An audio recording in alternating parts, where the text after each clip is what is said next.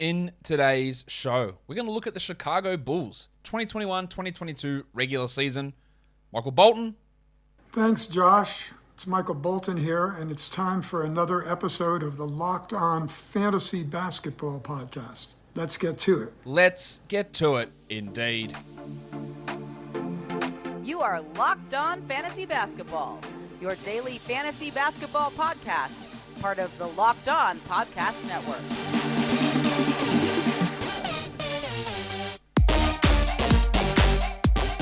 Hello and welcome to the Locked On Fantasy Basketball Podcast, brought to you by Basketball Monster. My name is Josh Lloyd and I am the lead fantasy analyst at basketballmonster.com and at Yahoo Sports Australia. And you can find me on Twitter, as always, at redrock_bball and on Instagram at Locked On Fantasy Basketball. Thank you for making Locked On Fantasy Basketball your first listen every day.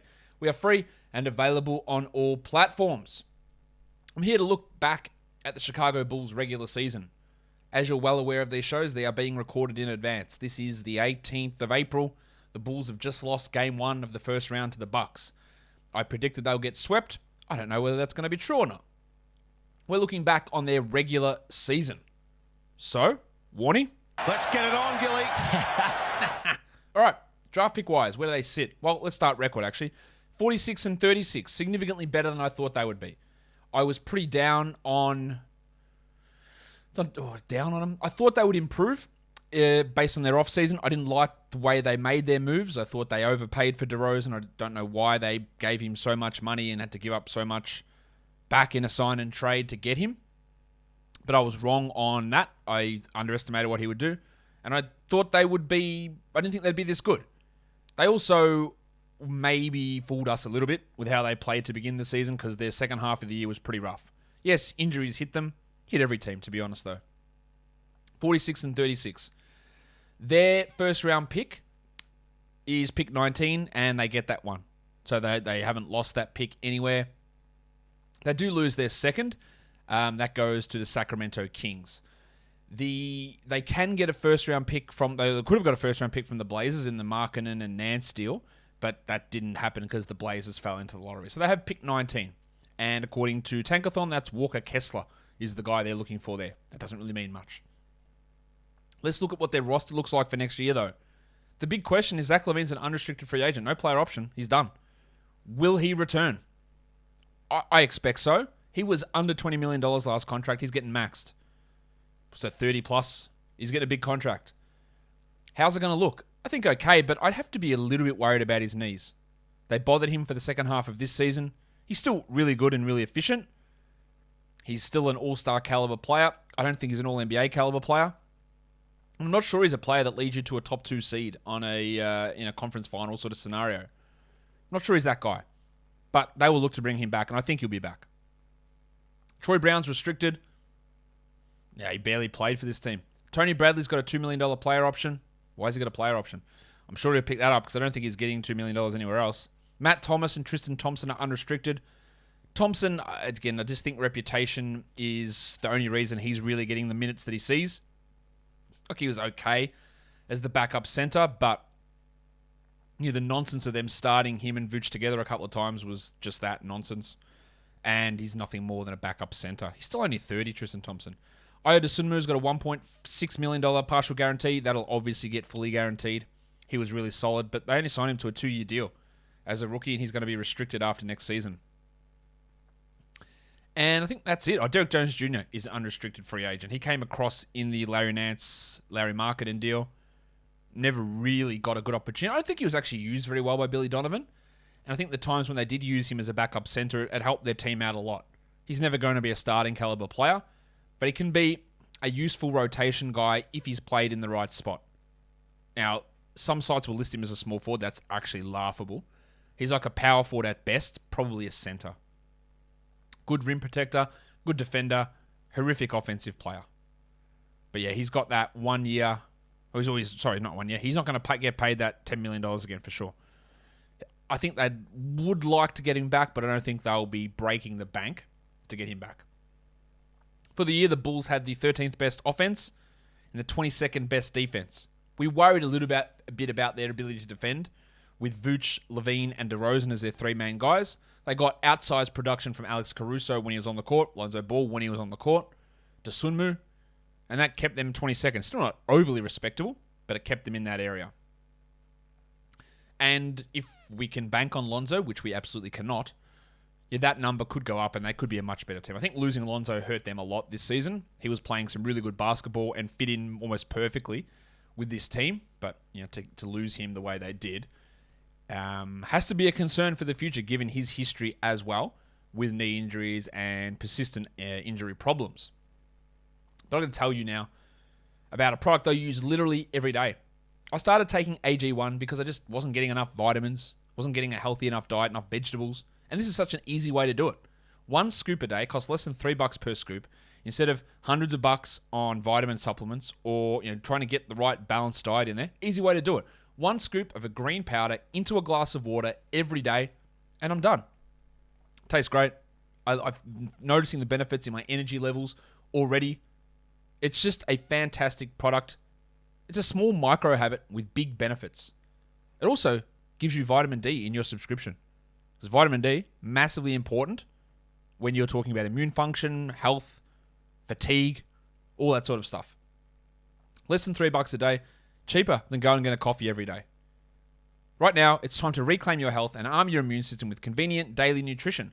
It's one scoop in a cup of water every day, that's it. No need for a million different pills and supplements to look out for your health. To make it easy, Athletic Greens is going to give you a free 1-year supply of immune-supporting vitamin D and 5 free travel packs with your first purchase. All you have to do is visit athleticgreens.com/NBA network. Again, that is athleticgreens.com/NBA network to take ownership over your health and pick up the ultimate daily nutritional insurance. Let's talk players. Let's talk DeMar DeRozan. Who? Proved me wrong. Was my thought process wrong on DeRozan? I don't think so. And here's why. I think it's very foolish to predict a player age 32 having their career best year. That's just me. I think if I project that they won't have their career best year, I'll be right vast majority of the time. But DeRozan came in after playing 33 minutes a night last year, played 36, and was the 18th ranked player for fantasy. He averaged 28 points, 5 rebounds, 5 assists, with 0.9 steals, 0.7 threes. So all of the same problems are there. Low defensive stats, low threes. He even didn't see huge assist numbers. And I was sort of worried about him. I thought he'd be in that 40 range in the draft. And he just wasn't, because his efficiency was unbelievable. I also didn't think that he would come in and establish himself as the number one usage guy. I thought him and LaVine would be around that 26, 27 mark each versus 32 for DeRozan. It's very high. I didn't think he would, and Vooch there, of course, as well. I thought Vooch would take the biggest hit. We'll talk about him soon. But I didn't think that DeRozan would come in and put up that level of usage, which again is the biggest usage he has had since the 16-17 season. He did decrease his assists, which was to be expected, but getting that efficiency to that level was amazing. 52% from 2. He's never been 50% before. So again, how do I come in and project that? It's impossible. He also had been at 26% from 3 the last 2 years, and he shot 35%. Very hard to go, well, he's a shit 3-point shooter who's just about abandoned that shot. It'll turn around. Where am I pulling it out of? My ass. That's what I'm talking about when I talk thought process. Shit's going to go wrong, like it did. But in saying all that, over the last month of the season, DeRozan was the 32nd ranked player. The efficiency dropped back down to 48% from the field. And that's sort of where he'd been in the past. He just got off to this insanely hot start. Very interestingly, he's not first on this team in Raptor, or second, or third. He's fourth because of how bad he was defensively, negative 2.2. EPM doesn't rate him as harshly. He still leads the team in EPM overall, and he was super impactful. Really, really interesting. One thing that's interesting, though, true shooting 60%, well above league average, 74th percentile. Field goal percentage, below league average, 44th percentile, 52% field goal, because that doesn't take into account free throw percentage. So his shooting numbers overall are actually below average. He finished insane at the rim, but you want to talk insane, 49% in the mid-range, and he just took a ton of shots there. He is an unbelievable mid-range shooter. I just feel, again, that so much of what he did this year, though, there is massive scope for that to fall down. Assists did drop, no doubt about that. I would not want to look at him as a top 20 player. I know he was 18th this year. I don't think there's any way that I would expect that to repeat. Do I expect him to maintain that level of mid-range shooting? Do I expect him to maintain 34% three-point shooting? Do I expect him to play 37 minutes a night? The answer to all of those questions is no. And we saw it drop off. He also was one of the biggest fluctuable players all season, where he'd have top 5 runs and then 70th best player, and then top 10, then 100th best player over 2-week samples, because he'd go 98% from the line and then shoot 74% from the line, and then shoot 98% from the line, then shoot 75% from the line. It was just wildly inconsistent like that. And his numbers were so heavily tied into elite efficiency that if there is a 3 percentage point drop off, he drops 30 spots. And that's what I sort of would bank on for next year. 18th ranked player this season. Not sure he'll be a guy that I would look at in the second round. Maybe back end third round would be my guess. Could be wrong on it, but I think there's more chance of being burnt taking him in that area than there is the risk of being wrong by taking him in the start of the 4th round. So I just think we've got to look back at, does it make sense for him to be that level of shooter night in, night out at age 33 on a steady diet of mid-range shots? I would think not. LaVine was the 36th ranked player. I thought that he could maintain mid-second round, or sorry, late second round, early third round value. He didn't. His ADP was 20th. He went at 36. He played 35 minutes. The knee bothered him for sure. As I said, unrestricted free agent. He's 6 years younger than DeRozan. 24, 4.5, and 4.5. As per usual, putrid steal numbers and block numbers. 48 and 85 is his percentage numbers. In a points league, he was 42nd. He really did drop off. I just didn't think that he would lose that much usage to... I thought he would be the number 1 guy and DeRozan like a 1B. But it didn't work out that way. DeRozan really took over. LaVine's advanced numbers defensively, he did improve. Still really bad according to Raptor, and still a negative according to EPM. But he still overall had a strong number with his EPM. His finishing at the rim was really strong. He didn't rely heavily on his mid-ranges. He hit his threes at a good volume and good percentage. Just as per usual, just horrendous defensive stats. It's just what he is. So he is solid enough. There is a little bit of overrating with LaVine, I think, as a player. What does he do differently this year than next year? 24, 4.5, and 4.5, 48 and 85. I don't look at that and go, well, there's clearly an area to improve. Maybe the steals go back to 1 a game. That's possible. But, yeah, would I want to draft him in round 3 hoping that happens? I don't mind him as a back-end third-round sort of player. He is 27, so there is some dynasty appeal here longer term. But we started to see him on a better team, which this is something to remember with a lot of players. He was like a top 20 guy on a Chicago team that was terrible, gets some better players in, and then comes back to the pack. He's not that guy that on a good team elevates. That sounds harsh. I'm not trying to be harsh, but there are certain players that when your team gets good, your value goes up because you are the guy that's making that team good. His team got better, and he sort of took a step back. And that's the indication of a solid player, very good player. I think he's really good. But I'm just not. Sometimes his reputation, I think, outstrips what he is as a player. Maybe I'm being too harsh, maybe. Lonzo, 37th ranked player this year. His ADP was 47, so on a per-game basis, he beat it really easily. He's not as good of a points league guy. We know that. He was 61st in points leagues. He's still only 24, Lonzo, but he only played 35 games. 35 minutes a night, 13, 5, and 5. Almost 2 steals and a block, 42 and 75. So not great percentages, but not horrible. He hit 3 threes per game in his 13 points. It's all about threes, rebounds, assists, steals, blocks.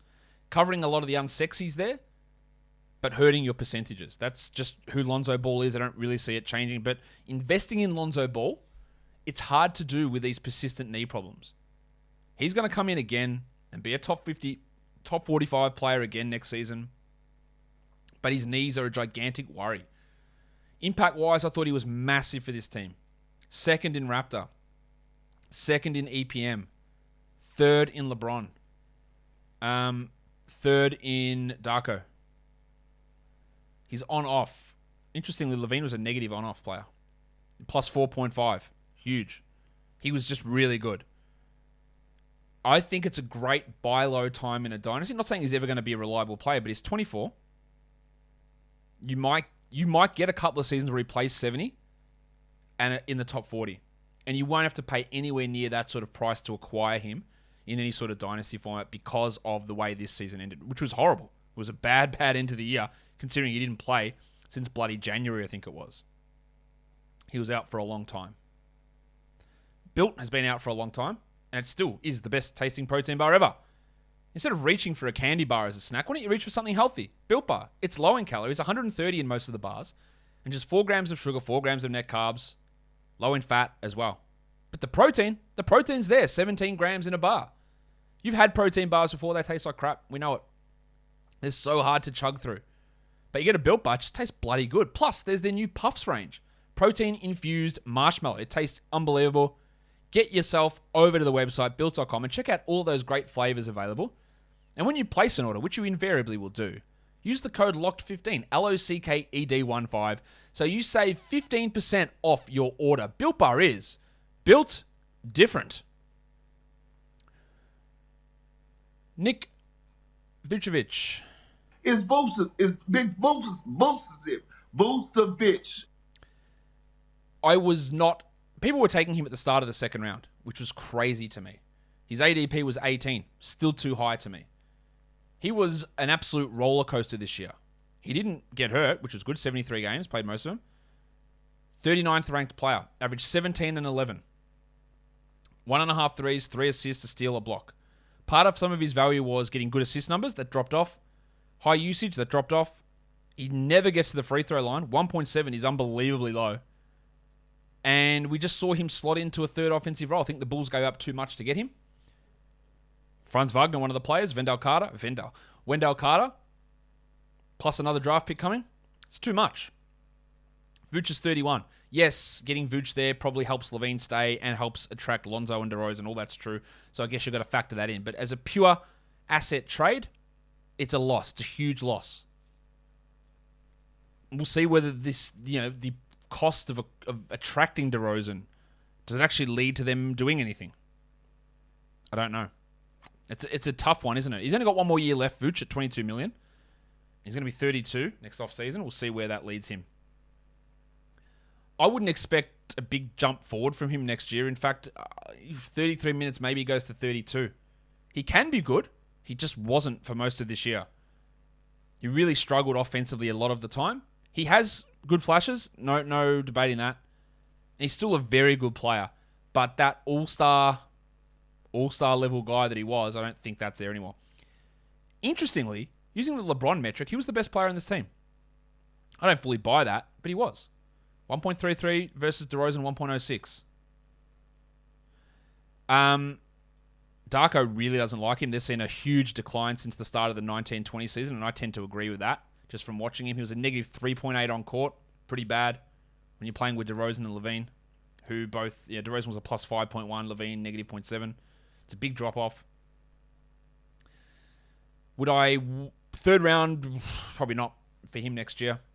Fourth or fifth, yeah, look, he's relatively reliable. But I reckon this might be it. I reckon this might be the last season of him putting up these numbers. He's 32. He's out of contract. And where he goes from here, I don't know. So in terms of dynasty, like that's not a top 50 player. It's probably not a top 70 player in a dynasty format, if we're just going to be really honest with it. Alex Caruso, the rabbit hunter. Be very quiet. I'm hunting rabbits. Big steal for the Bulls to get this guy. He is 28. He played 41 games, which is annoying with that wrist injury. 28 minutes, 7, 3.5, and 4, 1.7 steals, 40 and 80. Rough field goal percentage. What you had him for was assists, but most importantly, steals. He was 133rd ranked player, 163rd in points leagues. He's not a guy that you want to look at as like a long-term fantasy upside player. He might start again next year. He probably won't. They'll probably be LaVine, Lonzo, DeRozan, Williams, Vooch. And he might not ever hit this top 130-ish type mark again, Caruso. But Led the team comfortably in Raptor.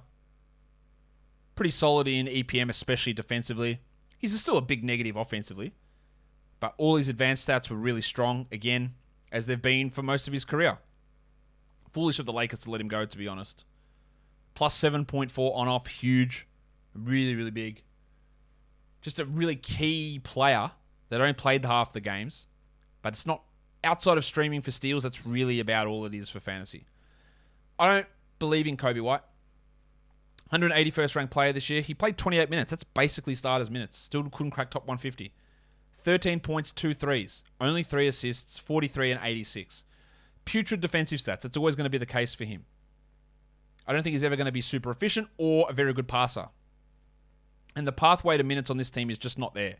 He's probably going to have to be included in some sort of deal to unlock anything for him, but I actually just don't really see it with him. Defensively, he's still a disaster.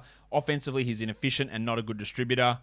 The advanced stats actually just don't really like him at all. He's like one of the worst defensive players according to most of them in the NBA. Efficiency's average, but not great.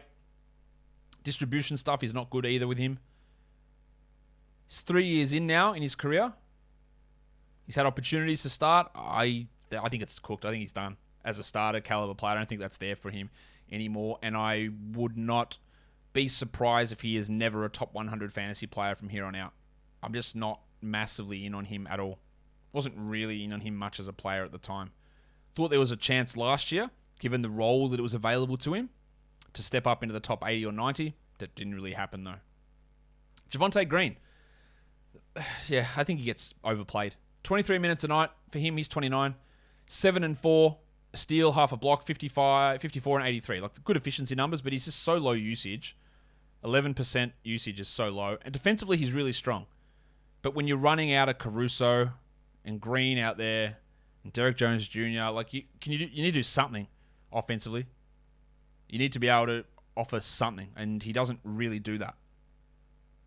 His advanced numbers are okay. They're not bad at all. They're actually pretty good, especially fueled defensively. But he needs a really specific role. He's probably a 20-minute-a-night player who had stretches of being fantasy relevant at times, but the upside for him is just so very low that I don't think we need, and he's 29. Like I don't think we need to get excited about his future. Here's one that I think will be interesting to debate. I'm debating with myself, but you'll be watching in the comments saying things. Ayo Dosunmu. He's 22 as a rookie. Second-round pick. Outplayed his draft slot for sure. Chicago Bulls Twitter lost their mind. We got a top 3 player in the draft in the second round. No, you didn't. You didn't get anywhere fucking remotely close to that. Not even remotely close. All right. He was solid enough. He put up some stuff where I didn't really expect it from him. He ended up playing 27 minutes a night in 77 games. Did not expect that at all. But still was the 200th ranked player. And in points leagues, he was 220th. It's not a great return. 9, 3, and 3 with 0.8 steals. And he shot 52% from the field, including 60% from 2. It's one of those ones where I go, yeah, nah, that's not continuing, is it? There's no way that I look at Dosunmu as a 60% shooter from the field. He did that on 51% mid-range shooting. Yeah, that is going to fall. He hit 68% of his free throws only, 38% from the line. There's some real struggles there. 38% shooting from 3 is solid. And he was solid in his last year in college, but over his college career, he wasn't a good shooter. His rebound numbers are low. His assist numbers are okay. His defensive numbers are okay. I just think he's fun, and he is fun as a player, and he does some nice hustle stuff. And he had a nice little top 100 run when everyone was out. But as you saw players coming back, he got marginalized. The advanced numbers are pretty down on him. Negative 3.5 Raptor. 26th percentile EPM. Actually was a negative estimated wins guy, like cost his team wins, and that's just not easy to do. His LeBron, very low. His Darko, really low, and it tailed off as the season went on.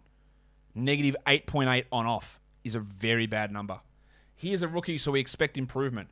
But again, it really depends on what you've been listening to or what you've bought into. I think there's a lot of overestimation of what sort of a player he's going to become. Can he ever be a guy that handles the full-time point guard role? I saw a few flashes there. A few. Patrick Beverley, he's not that level of defender. He's not that level of shooter. What's best case for him? 12, 4, 5, 1.2 steals? That's not bad. But Lonzo is only 2 years older than him. So as long as Lonzo's healthy, he's going to have that job ahead of him. I don't think Caruso's ever going to be a better player than Lonzo. So while the 27 minutes is good, I wouldn't expect 27 minutes for Dosunmu next season. I just don't see how he gets there. Very low usage player as well, 14%. Let's talk low usage. Let's talk Pat Williams, who only played 17 games, 25 minutes, 9 and 4, half a steal, half a block, 53 and 73. Thought he started to play well towards the end of the season, but still only the 253rd ranked player. In points leagues, he's 254th. I'm not sure the upside's there, especially with LaVine, Vooch, DeRozan, Lonzo. He's just never going to touch the ball. And I'm not sure his defensive stat numbers are high enough to make up for that. He's never going to get rebound. Oh, actually, that's not true. Not a bad rebound. It won't get assists in high volume. Shot 52% from 3 after 40% as a rookie. It's still really low volume, though, and I'm not convinced that he is that level of a shooter. That's good shooting. There's no debating that. But he doesn't take enough of them, and it's still low volume for me to think that's real. 37, maybe. 40, I don't think that's the sort of player he is. I think he'll be much better next season than he was this year and showed a few little flashes towards the end of the year. EPM is pretty low on him, so is Raptor. Most of the advanced stats are pretty low on what he does. Even defensively, where he's supposed to be really good, the numbers haven't really come through there. It just sucks that he lost so much of his second season in terms of development. I think he'll be much better. I think he'll be like on the 150, 170 range next season. I don't really know how he pushes into being a top 70 player. Maybe 15 and 8. A steal, a block, 2 threes. Actually, you know what? That's realistic. I think the comparisons of, hey, maybe he's Kawhi Leonard, are just never going to... That's just a foolish comparison or a ceiling to put on any player. And I don't think he's ever going to get there. He's not really even going to get to the defensive ability of his former Florida State alum in John Isaac. He's not that player either. Just a solid defender who it lacks in a lot of fantasy categories. Derrick Jones Jr., 25 only somehow. 18 minutes, 5 points, 3 rebounds, but it's the 0.7 blocks and the 0.5 steals and good percentages, which help him. Just don't think he's 306th ranked player, though, really. Like, he just doesn't do anything offensively, doesn't hit enough threes. He's just not going to get enough playing time to have an impact in most spots. But the advanced stats do tend to like Derrick Jones Jr. most of the time, at least make him solidly into a nice 8th man type of player, backup center player who can be a block streamer. But there's just so much lacking in his game offensively that it is hard to play him more minutes than that. After that, it's Tony Bradley, who is fine as a backup center, Tristan Thompson, Matt Thomas, Tyler Cook, Malcolm Hill. Malcolm Hill showed a bit, but he's 27. Wing option who might be able to hang around as a, think of, who's the bloke I'm trying to think of? Travion Graham, that sort of player. Yeah, don't know how to pull that one out. Maybe you can have a couple of years of that sort of a rotation level player. Yeah, Matt Thomas, Tyler Cook, Marko Simonovic, who was actually pretty trash this season. Not a lot there that I love from those back-end Bulls guys. But yeah, I expect a bit of a decline from DeRozan next year. Lonzo, I think, is a bit of a buy low. Vooch is going to drop. White, I don't really care for. Dosunmu's maybe a bit overrated. I think Williams is going to step up a little bit, but maybe not into very, very good territory or anything along those lines. And that will do it for me today. Don't forget to follow this podcast on Apple Podcasts, Google Podcasts, Stitcher, Spotify, and on the Odyssey app. If you are here on YouTube, thumb it up and leave your comments down below. Guys, we are done here. Thank you so much for listening, everyone. See ya.